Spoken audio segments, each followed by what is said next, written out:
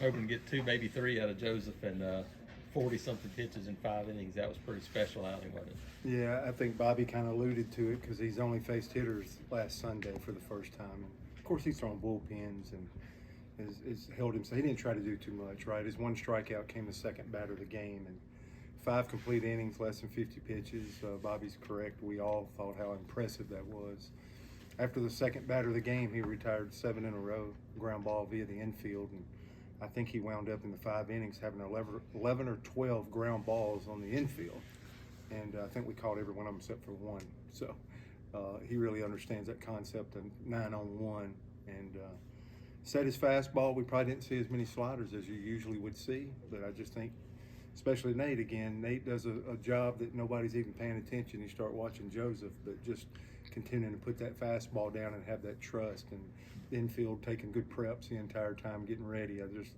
I thought Joseph, Nate, getting to the right pitches, believing in it, and our infield just being ready. Just at least got 5 big frames knocked out, and that's a vulnerable point. Taking somebody out right there when you think he could probably get to the back end of a ball game if his stuff stays set. Their leadoff guy really swung the bat well, the shortstop, number 1. But we were kind of getting the swings that we wanted, and that created a vulnerable spot when you come out in the 6th inning and you change pitchers, and we were not in the strike zone right there. And I thought one of the biggest competitive moments of the ball game was Chase Isbell coming into the ball game. And the reason why I say that is sometimes when somebody comes out of that pen, they're hoping they get out of that situation. What I saw was Indiana was right where they wanted to be in the lineup, and right there at 3-4, I think, and he set a slider on the first guy and was able to get a strikeout. And then the guy that hit the home run, number 35, had hit a home run opposite field. They had purposely really made a commitment that wouldn't allow him to get that swing off early, and they went tight, and we got a fly ball there to get out of that inning. So for me as a coach, and we'll outline tomorrow in the teaching point there, that may have been the biggest competitive moment of this ball game, as it turns out.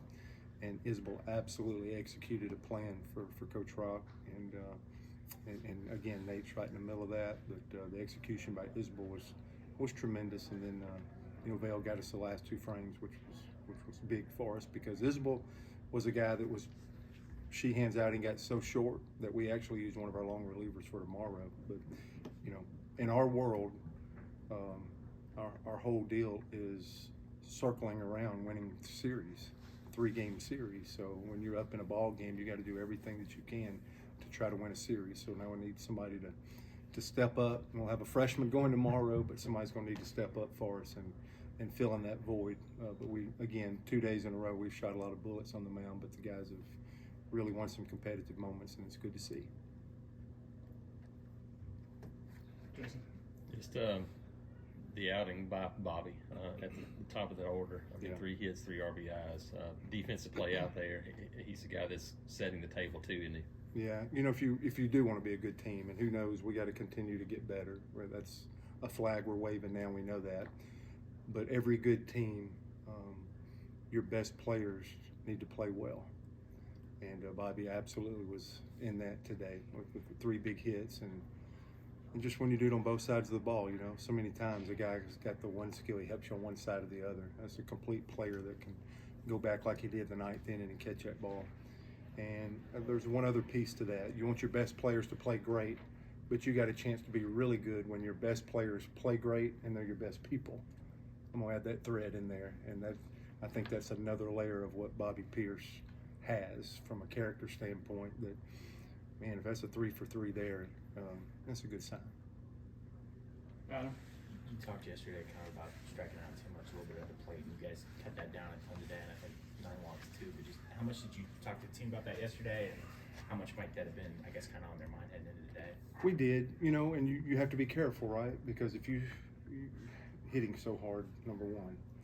Number 2 is you don't want to create big mood swings. I want a group. I talked about ideal performance state yesterday, and you getting to that point where you want to be. So as a coach, I don't need to be.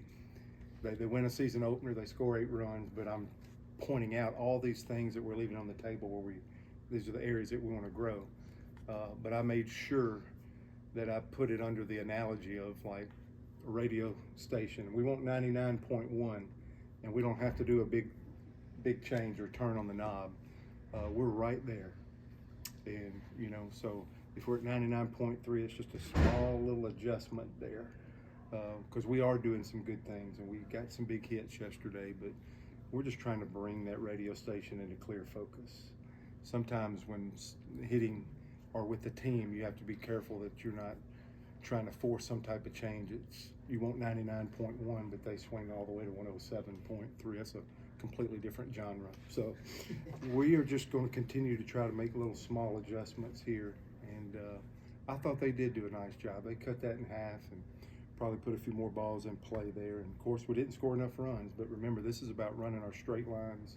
The score's going to take care of itself, and each day we come out here, tomorrow will be no different. Can we get just a little better and keep focusing in on some things? And you know, the score's not always going to go our way, but right now, as a coaching staff, and really as players, the leaders like a Bobby Pierce and Kason Howell and LaRue, are we doing things right now that's going to help us be a better team in the long run?